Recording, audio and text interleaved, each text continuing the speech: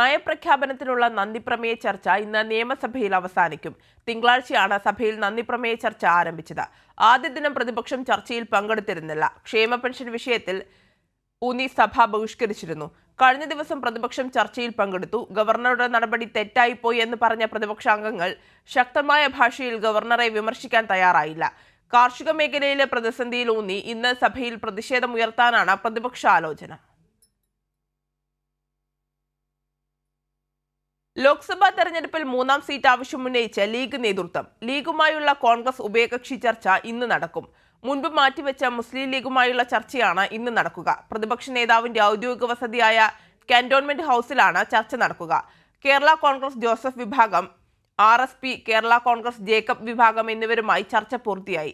ലീഗുമായുള്ള ചർച്ച നിർണായകമാണ്. നേരത്തെ തന്നെ ലീഗ് 3ാം സീറ്റ് ആവശ്യപ്പെട്ടിരുന്നു.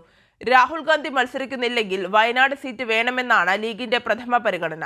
മലപ്പുറത്തെ 3 നിയമസഭാ മണ്ഡലങ്ങളിലും ലീഗ് മത്സരിക്കുന്ന കോഴിക്കോട്ടെ 1 മണ്ഡലവും ഉൾക്കൊള്ളുന്നതിനാൽ അവകാശവാദത്തിന് കഴമ്പുണ്ടെന്നാണ് നേതൃത്വത്തിന്റെ നിലപാട്.